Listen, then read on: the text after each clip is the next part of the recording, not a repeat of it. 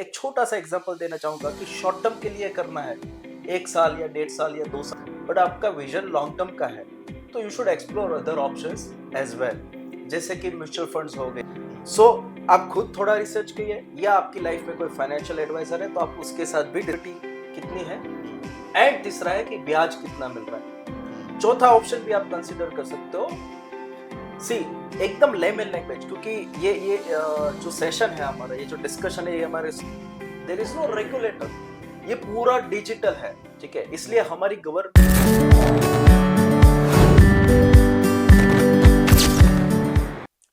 Hello friends, Kumar bioscope के इस episode में आप सबका बहुत बहुत स्वागत है। दोस्तों, आज का हमारा जो पॉडकास्ट है वो इन्वेस्टमेंट पर है। आज हम जब ये पॉडकास्ट शूट कर रहे हैं तो गोल्ड और सिल्वर यानी कि सोना और चांदी दोनों ने 1 लाख को टच कर दिया है। आज हम ये भी जानते हैं कि लोग यंग एज में इन्वेस्ट करना शुरू करते हैं, लेकिन यंग एज में आमदनी कम होती है और इसके चलते इन्वेस्टमेंट एक्चुअली कहाँ करना चाहिए वो सबको मालूम नहीं होता। कुछ युवा शेयर मार्केट में इन्वेस्ट करके शॉर्टकट में पैसा कमाना चाहते हैं, लेकिन सही मायने में इन्वेस्टमेंट क्या है ये आज हम जानेंगे जाने माने फाइनेंशियल एडवाइजर और वाणिज्य फाइनेंस के डायरेक्टर तरंग पंड्या जी से। तो चलिए उनसे बातचीत शुरू करते हैं। तरंग जी, हमारे पॉडकास्ट में आपका बहुत बहुत स्वागत है। Thank you. अरे भैया, आजकल इन्वेस्टमेंट का जमाना है। एक समय ऐसा था कि लोग सिर्फ बैंक के ब्याज पे ही अपना घर चलाते थे, तब ब्याज भी अच्छा खासा मिलता था। लेकिन आज लोगों की जरूरतें बढ़ी है और बैंक का इंटरेस्ट कम हुआ है और इन्वेस्टमेंट की जो अपॉर्चुनिटी है वो भी काफी बढ़ गई है। लेकिन जैसा मैंने अभी कहा कि भाई जो यंगस्टर्स है वो आजकल शेयर मार्केट में भी शॉर्टकट अपनाते हैं पैसा कमाने के लिए। तो ये सारी बातें आज हम करेंगे, लेकिन सबसे पहले मुझे ये जानना है कि इन्वेस्टमेंट में कौन कौन से फैक्टर्स है वो काम करते हैं। या first of all, by coincidence आपने यही सवाल पूछा जो इन्वेस्टर को भी अपने फाइनेंशियल एडवाइजर को पूछना चाहिए। क्या बात है। सबसे पहले आपको पता होना चाहिए कि जो भी पैसा आप निवेश कर रहे हैं वो आप कितने समय के लिए कर रहे हैं। So first important factor is time, because time will decide कि कौन सा प्रोडक्ट आपके लिए अच्छा है। एक छोटा सा एग्जांपल देना चाहूंगा कि शॉर्ट टर्म के लिए करना है 1 साल या 1.5 साल या 2 साल के लिए, then FD is the best product to go for. But आपका विजन लॉन्ग टर्म का है तो you should explore other options as well, जैसे कि म्यूचुअल फंड्स हो गए, लैंड हो गया, गोल्ड का आपने जिक्र किया। सो लॉन्ग टर्म के लिए गोल्ड में भी निवेश कर सकते हैं, म्यूचुअल फंड में, स्टॉक मार्केट में भी निवेश कर सकते हैं, लैंड यानी कि रियल एस्टेट में भी निवेश कर सकते हैं। शॉर्ट टर्म के लिए FD is a better option. So yes, coming back to the same point, time is something which you must consider at the time of investing your money. Second is safety and security of your money, right? आप कहाँ पे पैसा निवेश कर रहे हैं उसकी security क्या है। बीच में इन रिसेंट पास्ट काफी सारे यंगस्टर जो हैं they got attracted towards crypto currency. Bitcoin ने इतना मुनाफा दिया, $1 का था इतने लाख डॉलर का हो गया, तो वो प्रैक्टिकल फिजिबल रिटर्न्स नहीं है। ठीक है, आपको रिटर्न्स तो पैसे तो कमाने ही है, लेकिन ग्रीडी नहीं बनना है। सिर्फ रिटर्न देख के प्रोडक्ट दे नहीं करना है, आपको सेफ्टी और सिक्योरिटी भी देखना है। सो आप खुद थोड़ा रिसर्च कीजिए या आपकी लाइफ में कोई फाइनेंशियल एडवाइजर है तो आप उसके साथ भी डिस्कशन कर सकते हैं और उनको पूछ सकते हैं कि भाई ये प्रोडक्ट में सेफ्टी और सिक्योरिटी कितनी है, राइट। थर्ड वन इज, जैसे कि आई एम फ्रॉम गुजरात, तो पहला सवाल तो मेरे इन्वेस्टर का यही आता है कि भाई कितना टका ब्याज मिलेगा, the rate of return wherever you are parking your money। आपको नॉलेज होना चाहिए कि कितना % ब्याज मिल रहा है। अगर ये आपके 3 थॉट्स क्लियर हैं, then trust me, your financial advisor will give you the best possible product जो आपके लिए सबसे बेहतर रहेगी।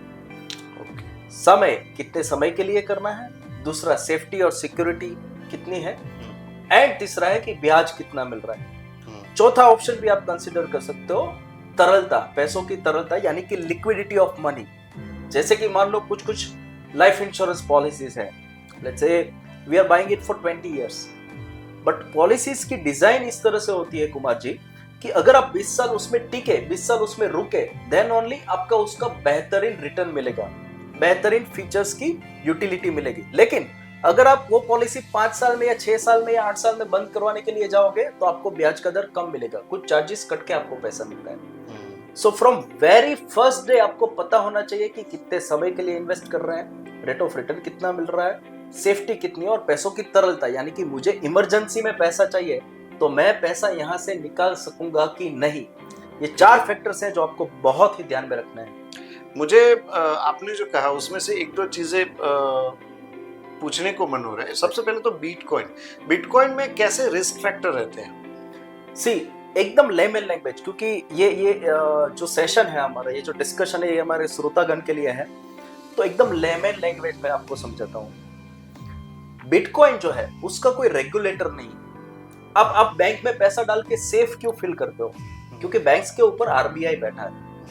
आप स्टॉक मार्केट में चलो नफा नुकसान हो रहा है, लेकिन पैसा आपका चोरी नहीं हो रहा है। वो सेफ्टी और सिक्योरिटी क्यों आ रही है? क्योंकि उसके ऊपर SEBI, security exchange board of India बैठा है। आप इंश्योरेंस पॉलिसी ले रहे हो तो आपको सेफ्टी क्यों फील रही है? मतलब चीटिंग नहीं हो रही है। प्रोडक्ट चलो ऊपर नीचे हो सकता है, लेकिन आपका पैसा सही जगह पे जा रहा है, क्योंकि उसके ऊपर आईआरडीए बैठा है, insurance regulatory and development authority. So जो प्रोडक्ट्स है वहां पे एक रेगुलेटरी बॉडी है गवर्नमेंट की, which is protecting the interest of the investors. Bitcoin में इंडिया का कोई रेगुलेटरी नहीं है। World over there is no regulator to crypto currencies. तो इन केस खुदा न खास्ता कल सुबह उठ के आपके क्रिप्टो अकाउंट हैक हो गया, आपको कौन बचाएगा? There is no regulator. ये पूरा डिजिटल है, ठीक है। इसलिए हमारी गवर्नमेंट भी काफी हद तक they are against the crypto currencies. Why? Because उनको भी लगता है कि this is one kind of a bubble, ये लंबे सालों तक नहीं चल पाएगा। This is not an evergreen product and this completely on system, completely on computers. आपको फिजिकल स्टेटमेंट या कुछ नहीं मिलने वाला है क्रिप्टोस में। Who will protect your money if your crypto account is being hacked? Even Ahmedabad में भी 3 या 4 इन्वेस्टर्स का इंटरव्यू आया था कि जिसके क्रिप्टो के अकाउंट हैक हो गए थे। Who will you go to? आप किस पे केस फाइल करोगे? There is no one sitting in front of you, right?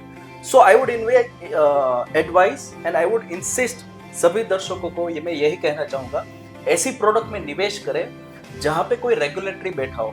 जैसे मैंने 4 फैक्टर्स बताए, उसमें से एक फैक्टर था safety and security of your money. बिल्कुल। So in greed of earning more and more money, you should not forget the basics and the fundamentals of investments.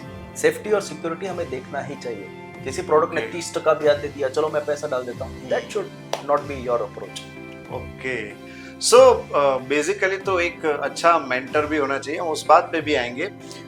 लेकिन अभी मुझे एक चीज़ और सूझी, जो आपने पूरी बात की कि इसमें कई बार कुछ इन्वेस्टमेंट ऐसे होते हैं जिसमें लॉकिंग पीरियड होता है और कई बार इंसान को एकदम से पैसा निकालने की ज़रूरत भी पड़ती है। तो ये जो एक सिचुएशन क्रिएट हो जाती है, उसमें एग्जैक्टली क्या करना चाहिए? क्योंकि कई चीज़ें ऐसी होती है जिसमें इन्वेस्ट करते हैं तो एक लॉकिंग पीरियड रहता है। क्या कहना है आपका? That's a very good question. जैसा कि मैंने आगे बताया कि आपको टाइम होराइजन तय करना है, ठीक है। आप गोल नक्की तय करो कि ये पैसा मैं जहाँ पे भी डाल रहा हूँ वो किस पर्पज से डाल रहा हूँ या कितने समय के लिए डाल रहा हूँ। अगर ये थॉट प्रोसेस क्लियर है तो उसका जवाब मैं आपके सवाल में ही आपको ढूंढ के दूंगा। कैसे, वो मैं आपको समझाता हूँ। कभी भी आपका फाइनेंशियल एडवाइजर आपको पूछता है कि ये पैसे कितने समय के लिए डाल रहे हो, वो इसीलिए पूछ रहे हैं ताकि वो पैसों की तरलता डिसाइड कर सके कि ये पैसा आपको कितनी जल्दी जरूरत है। फॉर एग्जाम्पल, आपको घर लेना है, you are slowly and you have started accumulating some funds, कि धीरे धीरे मैं बैंक में पैसा जमा करूंगा या म्यूचुअल फंड के डेट फंड में जमा करूंगा और एक सर्टेन अमाउंट हो जाएगी, फिर मैं अपना ड्रीम हाउस बुक करवाऊंगा। तो ये शॉर्ट टर्म गोल हुआ।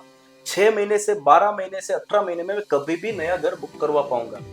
सो जब ये डिस्कशन आप अपने फाइनेंशियल एडवाइजर्स के साथ करते हैं तब उनको समझ में आ जाता है कि ये शॉर्ट टर्म का पैसा है, इसमें तरलता इन्वेस्टर को चाहिए, इसमें लिक्विडिटी चाहिए, कस्टमर को कभी भी ये पैसों की जरूरत पड़ सकती है। तो आपको ऐसे ही एडवाइस देगा जहां पे आप कभी भी पैसा निकाल सकते हैं।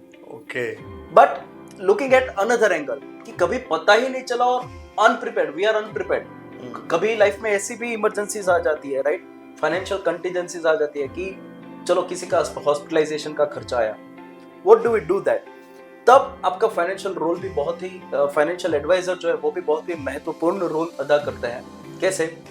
आपका पूरा पोर्टफोलियो, लॉन्ग टर्म का पोर्टफोलियो उन्होंने बनाया होता है। थोड़ा पैसा आपको शॉर्ट टर्म के फंड्स में डलवाते हैं, थोड़े लॉन्ग टर्म में फंड्स डलवाते हैं। जहां पे भी पैसों की तरलता होगी, they will be able to guide you better कि कहां से आप पैसा निकाल सकते हो। मान लो आपका एक्स अमाउंट म्यूचुअल फंड्स में पड़ा है, एक्स अमाउंट स्टॉक मार्केट में पड़ा है, एक्स अमाउंट गोल्ड में पड़ा है, थोड़ा बैंक में पड़ा है, थोड़ा बहुत इंश्योरेंस की पॉलिसीज में पड़ा है, थोड़ा शायद पीपीएफ में पड़ा है। तो जब आप अपने एडवाइजर को पूछते हो कि भाई मुझे पैसा निकालना, मैं कहां से निकालूं, then your advisor is the right person to tell you कि आप यहां से इस बास्केट में से पैसा निकालो। Right, that should be the approach. उसका कोई स्टैंडर्ड जवाब नहीं होता है कि मैं पैसा यहीं से ही निकाल सकता हूँ।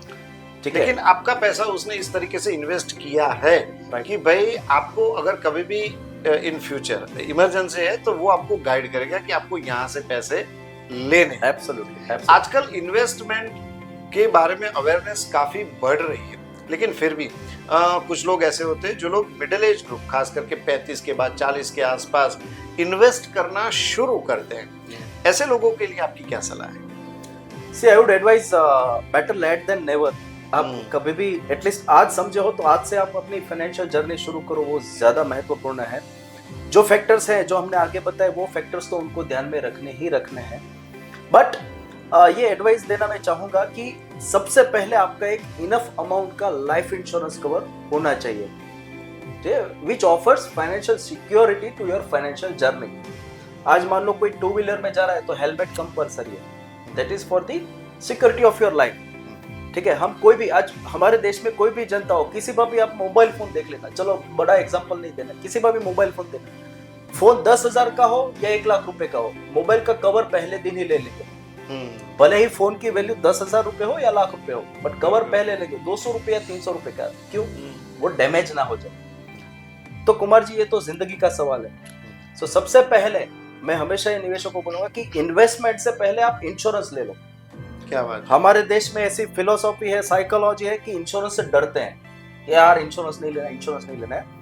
बट इंश्योरेंस के भी काफी सारे प्रोडक्ट्स आते हैं। टर्म इंश्योरेंस आता है, ट्रेडिशनल इंश्योरेंस पॉलिसीज आती है, यूलिप्स आती है, यूनिट लिंक इंश्योरेंस प्लान्स, काफी अलग अलग प्रकार के इंश्योरेंस आते हैं। बट मैं जिस इंश्योरेंस की बात कर रहा हूँ वो है term plan, which is term insurance, जो एक्चुअल में इंश्योरेंस है, लाइफ इंश्योरेंस है, जिसमें बहुत ही छोटी रकम देके आप बड़ा सा इंश्योरेंस कवर ले सकते हैं। सो कोई भी अपनी जर्नी स्टार्ट कर रहा है, वैसे उसकी उम्र 25 की हो या 35 की हो, सबसे पहले टर्म इंश्योरेंस ले लेना चाहिए, because this offers financial security to your financial journey. हम कुमार जी प्लान कैसे करते हैं कि मेरी उम्र मान लो 35 है, मैं 55 की उम्र में इतने करोड़ का पोर्टफोलियो बनाऊंगा, जिसमें से बेटे की शादी करूंगा, बेटे को पढ़ाऊंगा और मेरा रिटायरमेंट का खर्चा हो जाएगा। बट बीच में कुछ हुआ तो क्या? The answer to that question is life insurance. The answer to that question is term insurance, जो वाकई में सबको लेना ही चाहिए। So yes, coming back to your question कि 35 की उम्र में या कोई भी उम्र में कोई अपनी इन्वेस्टमेंट जर्नी शुरू करता है तो सबसे पहले टर्म इंश्योरेंस लेना चाहिए। Then based on his risk profile, मैं अभी नहीं बता सकता कि एग्जैक्ट कौन सी प्रोडक्ट लेनी चाहिए, बिकॉज हर एक इन्वेस्टर की रिस्क प्रोफाइल अलग अलग रहती है।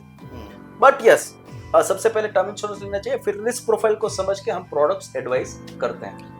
टर्म इंश्योरेंस मुझे बहुत ही ये शब्द जो है मुझे बहुत ही भा गया है। टर्म प्लान आपने बताया, एग्जैक्टली टर्म प्लान क्या होता है वो मैं चाहता हूँ कि आप हमारे दर्शकों को समझाएं, क्योंकि ये शब्द कई बार सुने हुए होते हैं लेकिन उसका मीनिंग, उसके मायने क्या है वो पता नहीं होते। Yes, see to be honest, term insurance एक ऐसा इंश्योरेंस है जो वाकई में इंश्योरेंस वर्ड को जस्टिफाई करता है। कैसे, मैं समझाता हूँ। इंश्योरेंस की जब इन्वेंशन हुआ या जो भी आप बोल सकते हो कि जब भी इंश्योरेंस का कॉन्सेप्ट मार्केट में आया तो पर्पस क्या था कि भाई किसी भी पर्सन की डेथ होती है तो उसकी वजह से उसकी फैमिली को जो फाइनेंशियल लॉस होने वाला है उसको कंपेंसेट इंश्योरेंस कर दे। आई रिपीट, इंश्योरेंस किस लिए करते हैं कि कोई अर्निंग मेंबर है, पूरी फैमिली उन पे डिपेंडेंट है, मान लो अर्निंग मेंबर ही नहीं रहा तो who will take care of the family. So उनकी अवेजी में इमोशनल लॉस तो कंपेंसेट नहीं हो सकता है, बट फाइनेंशियल लॉस कंपेंसेट करने के लिए टर्म इंश्योरेंस होता है। इंश्योरेंस का पर्पस ये था, लेकिन धीरे धीरे नंबर ऑफ कंपनियां बढ़ी। पहले एलआईसी आया, पहले सिर्फ एक गवर्नमेंट कंपनी थी, फिर काफी सारे प्राइवेट प्लेयर्स भी आ गए। तो स्लोली एंड ग्रेजुअली कंपटीशन की वजह से, मार्केट शेयर गेन करने की वजह से अलग अलग प्रोडक्ट्स की भाई इंट्रोडक्शन हुआ।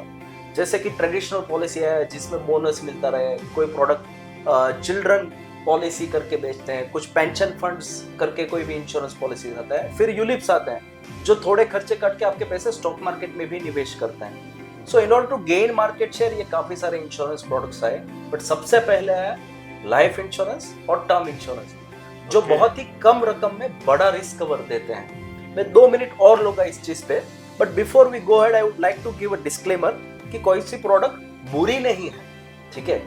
इन्वेस्टर के लिए कौन सी अच्छी है वो हमें देखना है। आपका फाइनेंशियल प्लान अलग हो सकता है, मेरा भी अलग हो सकता है। टू बी ऑनेस्ट, मेरी फाइनेंशियल जर्नी अलग है और मेरे सगे भाई की भी फाइनेंशियल जर्नी अलग है, even though we have been born and brought up in the same family. So मैं किसी भी प्रोडक्ट को ऐसा नहीं बोलूंगा कि ये प्रोडक्ट बुरी है, बट आपको कुछ कुछ फैक्टर स्टडी करने के बाद उस प्रोडक्ट में निवेश करना चाहिए। गोइंग अहेड, टर्म प्लान की जो आप बात कर रहे थे, मैं एक छोटा सा एग्जांपल देना चाहूंगा कि मान लो कोई 25 की उम्र का नौजवान है, राइट, उसका 1 करोड़ का इंश्योरेंस लेना हो फॉर 45 ईयर्स, 70 की उम्र तक उसको इंश्योरेंस लेना हो 1 करोड़ का, उसका प्रीमियम आता है खाली 12,000 रुपए। So is being covered for 1 crore for next 45 years, his annual premium is only 12,000 a year. साल के सिर्फ 12,000 रुपए का प्रीमियम, महीने का 1,000, महीने का 1,000 रुपए, लेकिन थ्रू आउट 45 ईयर्स की टर्म में उसको 1 करोड़ का रिस्क कवर मिलता है, ठीक है। अब मान लो आप कोई वही निवेशक, वही इन्वेस्टर, वही नौजवान की अगर हम बात करें, वो ट्रेडिशनल पॉलिसी में निवेश करते हैं, अगर वो 12,000 का प्रीमियम भरेगा, टू योर सरप्राइज उसको हार्डली 1.5 लाख से 2 लाख का इंश्योरेंस मिलेगा। ट्रेडिशनल पॉलिसी क्या है? Yes, that's a very good question. Traditional policy क्या है, उसको नाम ऐसा दिया ट्रेडिशनल पॉलिसी, बट मान लो फॉर एग्जांपल कोई XYZ लाइफ इंश्योरेंस कंपनी है, ठीक है, वो ट्रेडिशनल पॉलिसी आपको दिया उसने, जिसका प्रीमियम एनुअली आ रहा है लेट्स से 50,000 रुपए। 50,000 रुपए में से वो 10,000 या 20,000 परसेंटेज तो उन्हीं को पता होंगे खर्चे में जा रहा है, यानी कि प्रॉफिट में जा रहा है, पॉलिसी का मैनेजमेंट में जा रहा है, मोर्टालिटी के खर्चे आते हैं वो जाते हैं। बाद में जो पैसा बनता है वो बॉन्ड्स में इन्वेस्ट करते हैं, जैसे कि government securities, government papers, commercial bonds, ऐसी अलग अलग डेट प्रोडक्ट, डेट इंस्ट्रूमेंट्स में आपके पैसों का इन्वेस्टमेंट होता है। लेकिन वो फिक्स एफडी काइंड ऑफ, आप ऐसा in order to keep it in a layman term, वो एफडी प्रकार के फंड में आपका पैसा इन्वेस्ट करते हैं, जहां पे आपको 6 से 7% ब्याज मिल सकता है, उसको ट्रेडिशनल पॉलिसी बोलते हैं। पहला हो गया टर्म इंश्योरेंस, जो प्योर लाइफ इंश्योरेंस है। दूसरा है ट्रेडिशनल प्रोडक्ट, आपसे प्रीमियम निकालेंगे, थोड़े खर्चे निकालेंगे, बाद में जो पैसा बचता है वो बॉन्ड्स और सिक्योरिटीज में पैसा निवेश करेंगे, लेकिन वो सेफ एंड सिक्योर्ड है। वो 7 या 8 या 9% कमाएंगे या 10% कमाएंगे, उनके खर्चे निकल के आपको वो पैसा वापस देंगे, लेकिन उसमें इंश्योरेंस का पर्पस जस्टिफाई नहीं हो पाएगा। जैसे कि मैंने बोला, 50,000 के प्रीमियम में हार्डली 2.5 से 5 लाख का इंश्योरेंस मिलता है, so that will not serve the purpose of insurance. फिर वो सेविंग प्लान हो गया, इंश्योरेंस प्लान नहीं हुआ।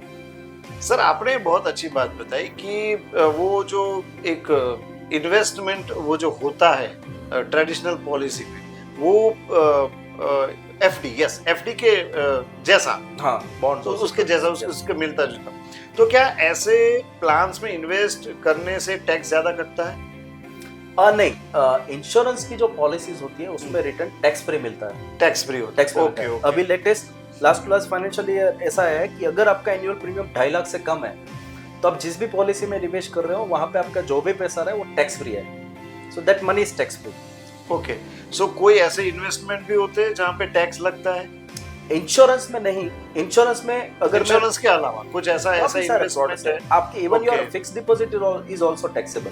तो इसके लिए जो फाइनेंशियल एडवाइजर वो हमें प्रॉपर्ली गाइड कर सकते हैं, हाँ, कि आपको ऐसी जगह इन्वेस्ट करना है जहाँ पे आपका टैक्स कम कटे या ना कटे। एब्सोल्युटली ऐसा पॉसिबल है? डेफिनेटली। बट इसमें एक चीज मैं टॉप अप करना चाहूंगा, एज एन इन्वेस्टर आपको ये डेफिनेटली देखना है कि टैक्स कितना कट रहा है, but it should not be the only deciding factor. इसमें टैक्स कम है इसलिए मैं इसमें इन्वेस्ट करूंगा, इसमें टैक्स ज्यादा इसलिए मैं इसमें निवेश नहीं करूंगा। लेकिन आमतौर पर तो लोग यही सोचते हैं। एग्जैक्टली, वो बहुत ही अच्छा डिस्कशन जा रहा है हमारा, इसमें मैं टॉप अप करना चाहूंगा। फॉर एग्जांपल, आपने कोई लाइफ इंश्योरेंस पॉलिसी ले ली, ट्रेडिशनल पॉलिसी, लंबे अरसे में आपने 20 साल तक वो पॉलिसी चालू रखी, मैच्योरिटी के टाइम पे आपको पता चला कि आपको रेट ऑफ रिटर्न, यानी जो एनुअलाइज रेट ऑफ रिटर्न है वो मिला तकरीबन 6% से 7%, फॉर एग्जांपल, उसमें 0 टैक्स है। मान लो किसी ने म्यूचुअल फंड्स में निवेश किया 20 साल तक, उसको ब्याज मिला 15%। मान लो 15 भी नहीं, चलो 12% ब्याज मिला, ठीक है। और अभी गवर्नमेंट के रूल के हिसाब से लॉन्ग टर्म कैपिटल गेन है 12.5%। सो 12% का 12.5% निकलो, तकरीबन 1.25% जितना होता है। सो 12% में से 1.25% निकलो, फिर भी you have earned 10.75% rate of return net of tax. Okay. So 6 से 60% वाला जो इंश्योरेंस पॉलिसी है उसमें आपको 0 टैक्स लग रहा है। ओके। जो म्यूचुअल फंड 12% दे रहे हैं, भले ही उसमें 1.25% जितना टैक्स लग रहा है, फिर भी नेट ऑफ टैक्स आप 10.75% लेके जा रहे हो। सो आपको ये देखना है कि नेट ऑफ टैक्स आप कितना कमा रहे हो। नेट ऑफ टैक्स क्या होता है वो भी समझाइए एग्जैक्टली। टैक्स निकालने के बाद में एक्चुअल में कितना पैसा कमाया, कितना मिल रहा है। For example, let me try to simplify. मान लो किसी भी प्रोडक्ट में 10% ब्याज मिलता है। For easy calculation I am taking 10% as an example. 10% ब्याज मिलता है, म्यूचुअल फंड में निवेश किया तो 12.5% टैक्स लगता है। जितना भी मुनाफा कमाया 1 साल के बाद लॉन्ग टर्म कैपिटल गेन, उसमें पहला 1.25 लाख रुपए टैक्स फ्री है, वो बाद में जाएंगे, let's not go too much in detail. पर मान लो जो भी मुनाफा हमने कमाया उसमें 12.5% का टैक्स है, तो 10% का 12.5% कितना हुआ, 1.25% ऑलमोस्ट, ठीक है। सो 10% में से आप 1.25% तो सरकार ले जा रही है, गवर्नमेंट ले जा रही है। तो आपको भले ही 10% मिला, बट 1.25% तो सरकार को देना है, गवर्नमेंट को देना है। आपके हाथ में कितना आया, that is 8.75%। Exactly, that is your return which is net of tax. Tax को निकाल के जो आप एक्चुअल में जो नेट पैसा कमा रहे हो, okay, that is 8.75% is net of tax. Okay. वही दूसरा, ये आपने बताया, अच्छा किया। मैं दूसरा एग्जांपल देता हूँ। हमारे देश में you will be surprise 200 lakh crore की फिक्स डिपॉजिट चल रही है। कितनी? 200 लाख 200 लाख करोड़ की फिक्स डिपॉजिट चल रही है हमारे देश में, राइट। सबको लग रहा है कि FD is best, FD is best, but FD में ब्याज कितना मिल रहा है, कैन यू हेल्प? 6%, 7%, तकरीबन 6% पकड़ लो, ठीक है। 6% ब्याज मिलता है। मान लो कोई भी पर्सन 30% के टैक्स स्लैब में आ रहा है, तो 6% जो आप कमा रहे हो उस पे 30% टैक्स लगता है। ओके, हाँ, राइट राइट। सो 6 3 18, तो 1.8% तो गवर्नमेंट ले जा रही है। नेट आपके हाथ में कितना बचता है, दैट इज हार्डली 4.2%। तो नेट ऑफ टैक्स आप एफडी में कितना कमा रहे हो, 4.2% only, just like savings. Exactly. Okay, so या अगेन सेविंग का जो इंटरेस्ट रेट है दैट इज आल्सो टैक्सेबल। तो सेविंग में कहूं मैं आपको, मान लो 4% ब्याज मिल रहा है या 3% मिल रहा है, वो भी आपके टैक्स स्लैब में ही ऐड हो रहा है, तो उसमें फिर से टैक्स कटेगा। Yes boss, that is also taxable. Okay, so ये कई लोग पीपीएफ में भी इन्वेस्ट करते हैं। जस्ट इसमें एक मैं दे रहा हूं, पीपीएफ कैसा है? Very good, PPF is definitely a good scheme. Okay, वो गुड मैं क्यों बोल रहा हूँ वो मैं आपको समझाता हूँ। बिकॉज वो जो भी पैसा दे रहे हैं वो टैक्स फ्री दे रहे हैं 15 साल में। दूसरा चीज, उसका रेट ऑफ रिटर्न भी एफडी से थोड़ा बेहतर है। जैसे कि एफडी आपको 6% या 6.5% दे रही है आपके माहौल में, सो पीपीएफ जो है वो तकरीबन 7.1% जितना ब्याज देती है, but it is tax free. So net rate of return जो है वो आएगा तकरीबन 7.1% in PPF, and it is absolutely tax free. So ऐसा नहीं बोल रहा हूँ कि सारे पैसे पीपीएफ में ही डालने चाहिए, but as an investor, as a निवेशक, आपका 100 रुपए का पोर्टफोलियो है तो 5 से 10 रुपए आपके पीपीएफ में भी जाने चाहिए। Okay, right, you should not, Warren Buffett ने बहुत ही बेहतरीन कोट किया है, you should not put all your eggs in one basket, you should diversify your portfolio. तो थोड़ा बहुत 5 से 10% जितना पैसा आपके पीपीएफ पोर्टफोलियो में भी होना चाहिए, which offers safety and security to your portfolio over a longer period of time. So net of tax 7.1% is a good rate of return. But there is one disclaimer जो मैं अपने सभी दर्शकों को बताना चाहूंगा कि ये 7.1% इस फाइनेंशियल ईयर का तय है, ये नेक्स्ट फाइनेंशियल ईयर में कम भी हो सकता है। सो आज आपने 7.1% देख के निवेश किया पीपीएफ में, तो ऐसा गारंटी नहीं है कि 15वें साल या 12वें साल भी आपको 7.1% ही ब्याज मिले। उस साल कम होगा तो कम भी ब्याज मिलेगा। You will be surprise to know Kumar ji, 1996 में पीपीएफ तकरीबन 12.5% जितना ब्याज देता। I said you will be surprised, 1996 में 12 से 12.5% ब्याज मिल रहा था पीपीएफ में, जो धीरे धीरे कम होते होते आज 7.1% हो गया है। उतनी पुरानी भी बात क्यों करें, एफडी की बात करते हैं। 2007 से 8 के बीच में एफडी में भी तकरीबन 10 से 11% ब्याज मिलता था। जो धीरे धीरे धीरे कम होता जा रहा है। सो आपको ये भी देखना है कि महंगाई के सामने आपका पैसा फाइट कर सके, ऐसे इंस्ट्रूमेंट में आपको पैसा निवेश करना चाहिए। तो लॉन्ग टर्म के जो फंड्स है, लॉन्ग टर्म का जो आपका गोल्स है, उसमें आपको अच्छे बेहतरीन रिटर्न दे वैसी जगह पे आपको निवेश करना चाहिए। लेकिन फिर भी मुझे तो यही लगता है कि ये पीपीएफ जो है वो काफी सेफ एंड सिक्योर है। एब्सोल्युटली। और इसीलिए भले उसमें थोड़ा कम ज्यादा इंटरेस्ट का रहे, लेकिन लोगों को उसमें भी, जैसे आपने कहा कि 5 रुपए या 10 रुपए 100 रुपए में से जो आपने एक एग्जांपल दिया कि उतना पीपीएफ में इन्वेस्ट तो करना ही चाहिए। एब्सोल्युटली। सर एक और चीज कि आजकल यंगस्टर्स जैसे ही 18 साल के होते हैं, पैसा जल्दी कमा लेना है, स्टॉक शेयर्स जो हम बोलते हैं उसमें जल्दी पैसा कमाने के लिए इन्वेस्ट करते हैं, उनके लिए आपकी क्या सलाह है? ऑन अ लाइटर नोट में ऐसे निवेशक को एक ही सवाल सामने से पूछता हूँ। जब वो ऐसा सवाल पूछते हैं कि F&O करना चाहिए कि नहीं करना चाहिए, डायरेक्ट स्टॉक में कौन सा स्टॉक ले, तब मैं उनको एक सवाल पूछता हूँ, पैसे जल्दी कमाने हैं या ज्यादा कमाने हैं? क्या बात है, ठीक है। पैसे जल्दी कमाने हैं या ज्यादा कमाने? दोनों चीजें एक साथ में नहीं हो सकती। बिल्कुल। जो जितने भी इन्वेस्टर्स हैं F&O में, वो क्यों करते हैं? क्योंकि उनको जल्दी ज्यादा पैसा कमाने हैं। जल्दी और ज्यादा इन्वेस्टमेंट की जर्नी में साथ में नहीं चल सकते, ठीक है। सो F&O जो है, अभी हमारे जो वित्तीय मंत्री हैं सीतारामन जी, उन्होंने भी ओपनली एडमिट किया था last year somewhere around in May 2024 only कि इंडियन इन्वेस्टर्स जितने भी, अगर 100 निवेशक F&O में पैसा डाल रहे हैं, उसमें से 90 लोग नुकसान कर रहे हैं। Out of every 100 investors who are investing in F&O, 90% of them are making losses. Oh yes. और जब मैं आंकड़ा बताऊंगा तो आप you will be surprised and shocked, 1.8 trillion rupees have been lost in F&O। ओहो, so this is very risky. मान लो मैं थोड़ा सिंप्लीफाई करता हूं कि अगर आपको तैरना है तो कोई सीधा जाके समंदर में तैरना सीखेगा या छोटे से स्विमिंग पूल में सीखना शुरू करेगा? बिल्कुल छोटे से स्विमिंग। स्टेप बाय स्टेप आपको आपका जो एक्सपोजर जो है वो स्टेप बाय स्टेप बढ़ाना चाहिए। सो ऐसा नहीं बोल रहा हूँ कि F&O बुरा है, ऐसा नहीं बोल रहा हूँ कि स्टॉक मार्केट बुरा है, आपको स्टेप बाय स्टेप आगे बढ़ना चाहिए। म्यूचुअल फंड्स जो है वो क्या करते हैं, हमारे इंडिया के स्टॉक मार्केट में तकरीबन 7000 लिस्टेड कंपनियां हैं।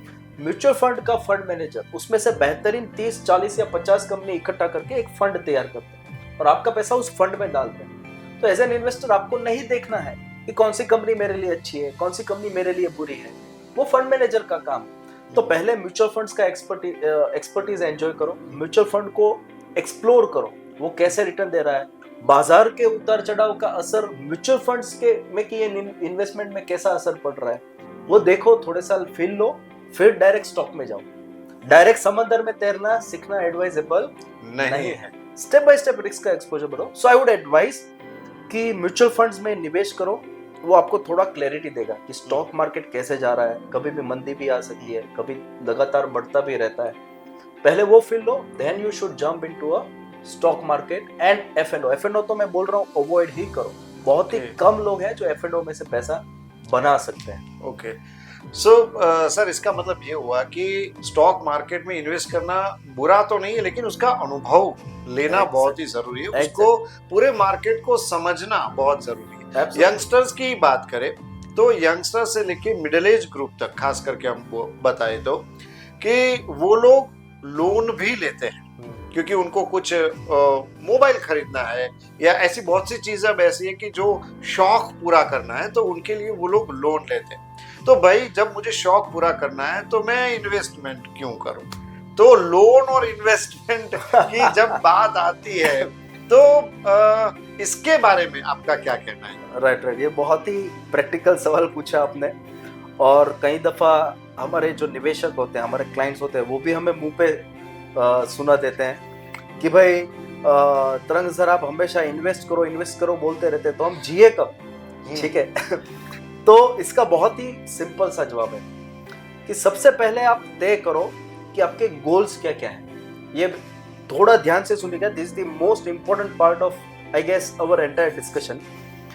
कि एक कहावत है, गुजराती में है, पहले मैं गुजराती में बोलता हूं कि वापरिया पछी जे बचे एनी बचत करवा करता बचत कर्या पछी जे बचे ए पैसा वापरो। फॉर एग्जाम्पल आपकी इनकम है लेट्स से 100 रुपीज, लेट्स से आपके खर्चे हैं 80 रुपीज, बचा कितना 20 रुपीज, तो 20 रुपीज लोग बचाते हैं। यही फॉर्मूला को थोड़ा ट्विस्ट करना है।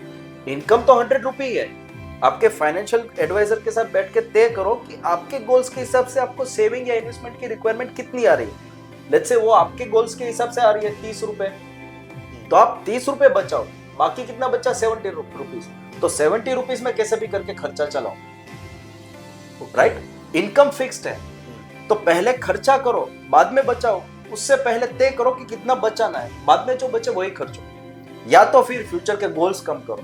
दोनों एक साथ में नहीं हो सकता है। मान लो किसी को मर्सिडीज लेनी है 5 साल के बाद, लेकिन आज से सेविंग्स करनी शुरू करनी पड़ेगी ना। 5 साल के बाद वो सामने खर्चा आके खड़ा रह जाएगा, तो आप कहाँ से पैसा निकालो।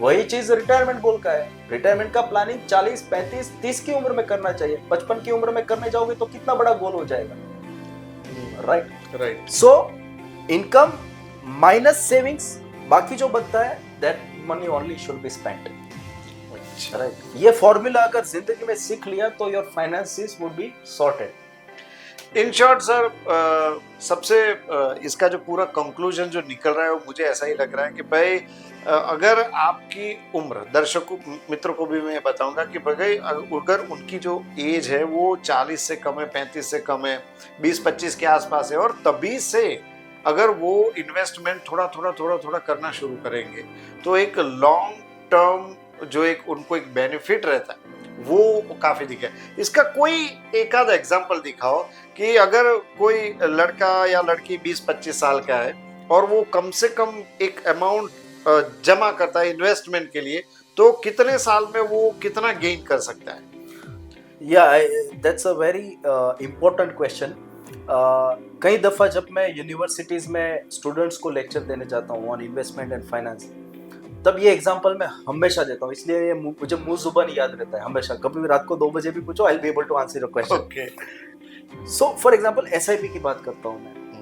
मान लो कोई 25 साल का निवेशक है, इन्वेस्टर है 25 साल का, अगर वो 10,000 रुपए की एसआईपी 10 साल के लिए कर रहे हैं, ध्यान से सुनिएगा, 10,000 की एसआईपी 10 साल के लिए, और अगर उनको 12% ब्याज मिलता है तो उनकी मैच्योरिटी वैल्यू यानी कि 10 साल के बाद जो वैल्यू बनेगी वो आएगी तकरीबन 22 लाख रुपए।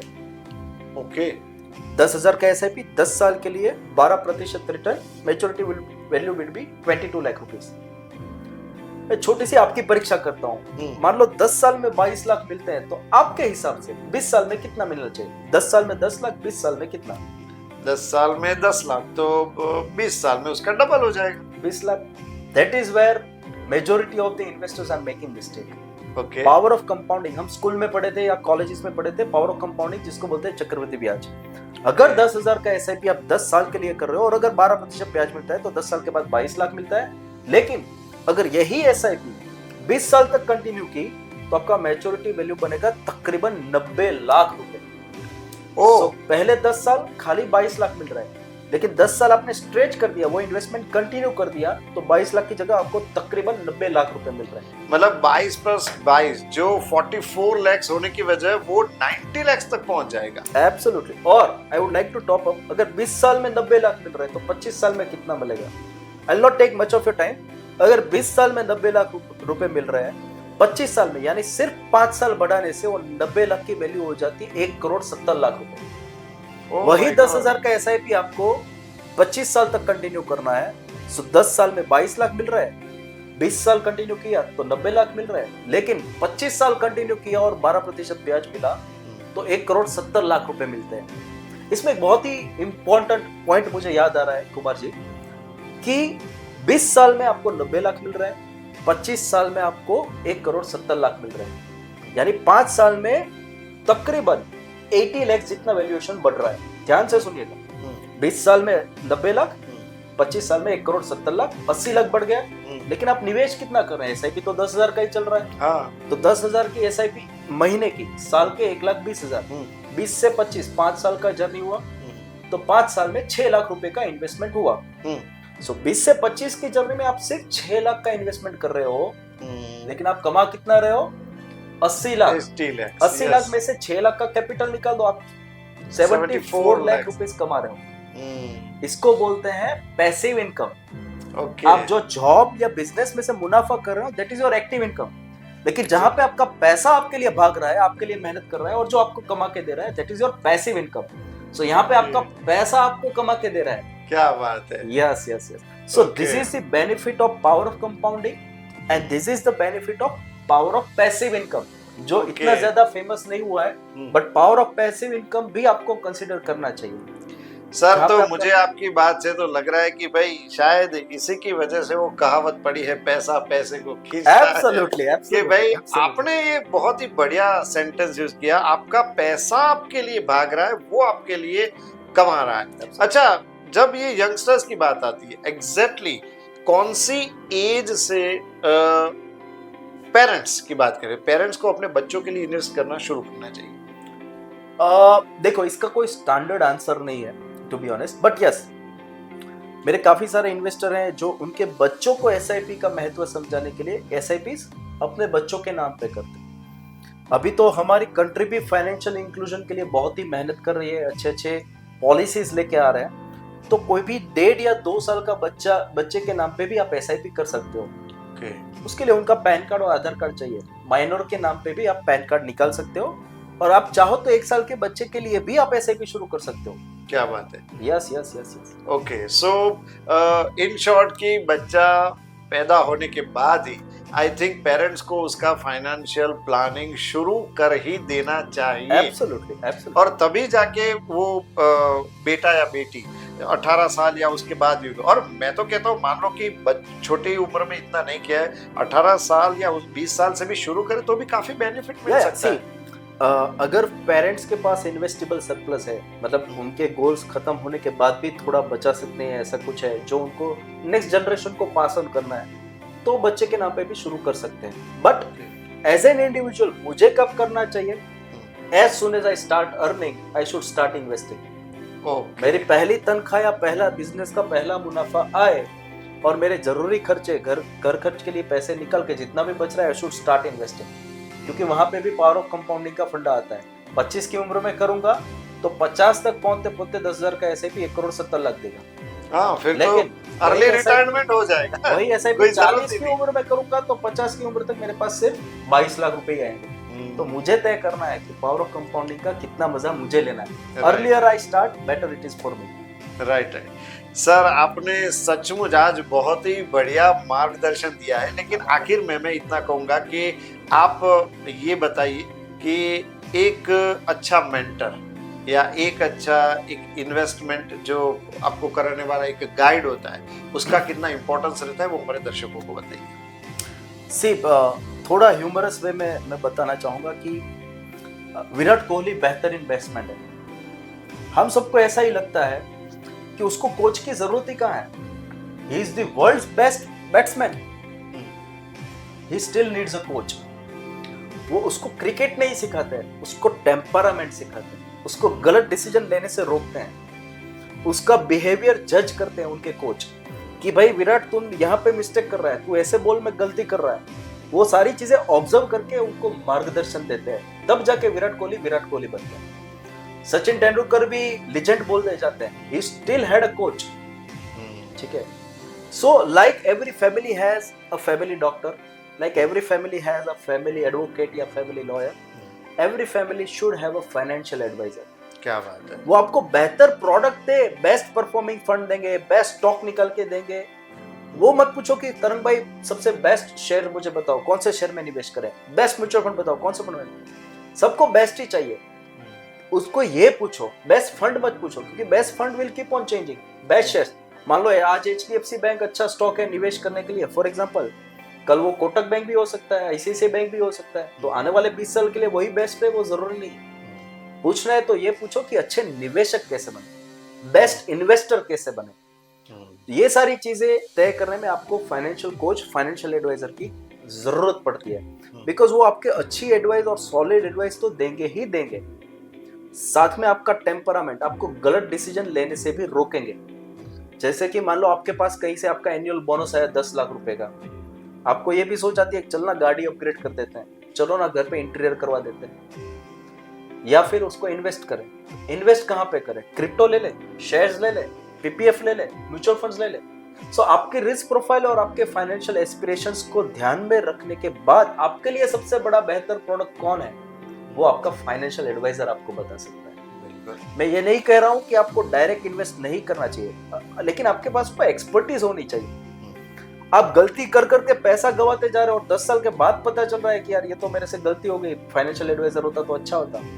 उससे अच्छा है hire financial advisor from day one. They will definitely add some value in your financial journey, that goes without saying. बिल्कुल सर, आज आपने बहुत ही बढ़िया बात बताई। आप हमारे साथ जुड़े इसलिए आपका बहुत बहुत धन्यवाद। I am honoured, thank you so much, thank you so much Kumar ji, thank you so much. तो हमने देखा कि तरंग सर ने हमको कितनी बढ़िया बातें बताई। अरे भाई, छोटी उम्र में अगर आप प्रॉपरली इन्वेस्टमेंट करेंगे तो डेफिनेटली आपको बहुत ही जल्दी बहुत सारा पैसा मिल सकता है। स्टॉक मार्केट में इन्वेस्ट करना बुरी बात नहीं है, ये भी उन्होंने बताया, लेकिन अगर आपको अनुभव कम है या तो उस फील्ड का नॉलेज कम है तो आप वहां पे लॉस कर सकते हैं। और ये हमने देखा है कि लोग लॉस करते हैं, जो अनुभवी लोग होते हैं वो भी लॉस करते हैं। तो जो भी पेरेंट्स हैं उनके लिए भी उन्होंने बहुत ही अच्छी एडवाइस दी कि भाई आप अगर अपने बच्चों के लिए भी थोड़ा इन्वेस्टमेंट करेंगे तो बहुत ही कम समय में आपको बहुत ज्यादा पैसा